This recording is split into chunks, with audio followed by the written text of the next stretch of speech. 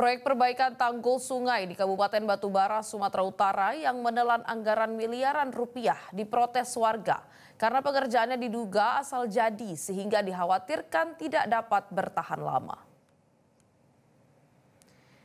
Sejumlah warga mendatangi lokasi proyek perbaikan tanggul Sungai Dalu-Dalu di Desa Sukaraja, Kecamatan Air Putih, Batubara untuk mempertanyakan adanya dugaan kejanggalan dalam proyek tersebut. Menurut warga, tanggul sungai yang nyaris jebol hanya dipasang plat besi, kemudian ditimbun menggunakan pasir.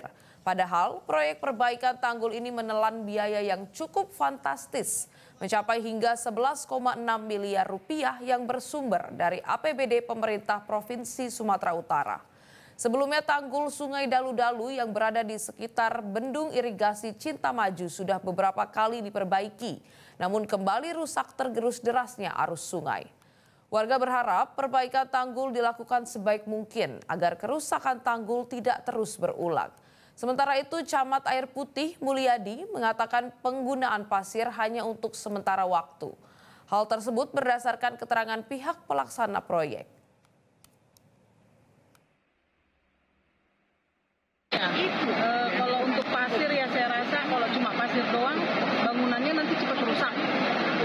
Nanti kita adanya masalahnya itu lagi. Jadi kalau bisa ya diperbaiki secara yang benar-benarnya sesuai dana yang keluar. Silang ini memang kurang tepat dengan timbunan pasir. Itu jadi pelaksana mengatakan itu sementara, nanti bakalan akan. Jelajahi cara baru mendapatkan informasi. Download Metro TV Extend sekarang.